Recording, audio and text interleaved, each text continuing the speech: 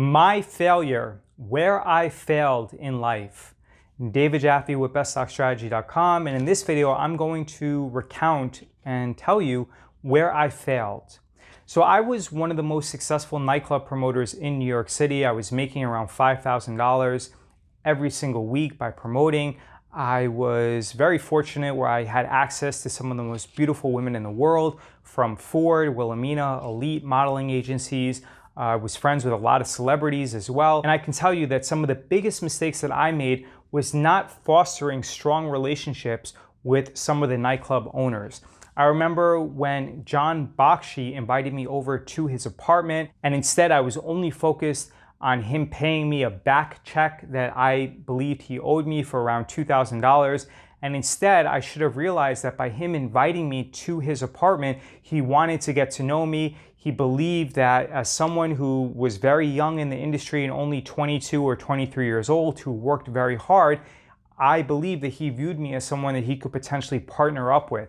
There were also situations with Noah Tepperberg, who is a partner in Tao Group, and he's probably worth $200 or $300 million, where I could have sat down with him and fostered a really strong relationship, but instead I did not take that opportunity, and it really ended up hurting me because instead of aligning myself with some of the most successful people in the industry, like Rich Thomas or Noah Tepperberg or John Bakshi or some of the other people, I instead just decided to work and make as much money as possible in the short term, and that really affected me in the long term.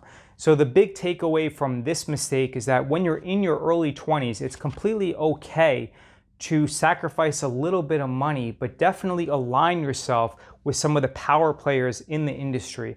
I was probably the most successful promoter in New York City, where I was making around $5,000 every single week, and I could have easily aligned myself with Strategic Group, with Noah Tepperberg, with Jason Strauss, and I worked with John Bakshi for a few years, but we never became close. I also could have aligned myself with Mark Birnbaum and Eugene Rem, and those are the type of people when I was in my early 20s and I had access to all of these people that I could have opened up nightclubs with and been more heavily involved. Instead, I tried to make as much money as possible and I played the short game instead of the long game. The other mistake that I made was going into investment banking. It simply didn't lead anywhere, and I did it for about 5 or 6 years. Yes, I made around $1.5 million by working as an investment banker, but at the end of the day, time is much more important than money, and I could have easily made more money had I had that 6 years back and invested it in something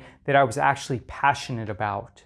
I definitely regret not opening up a nightclub. As I stated in one of my prior videos, a lot of my friends who own nightclubs, they make a few $1,000,000 a year just on one club, and they can easily replicate that model. It gets easier with every single club that you open.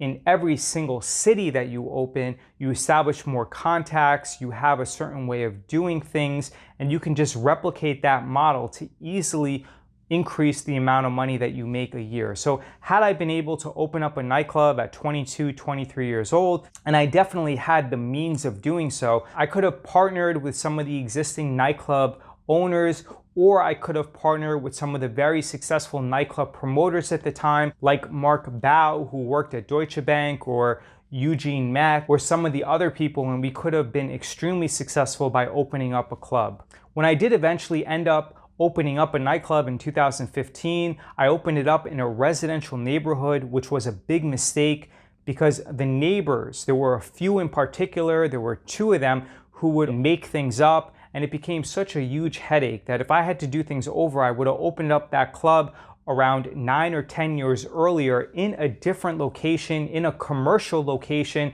I would have partnered with some of the most successful nightclub promoters or some of the most successful owners at that time, and it would have been incredibly successful. David Jaffe with BestStockStrategy.com. Like this video, I respond to everyone's comments, and let me know your thoughts on where you failed and where you would do things over if you had an opportunity.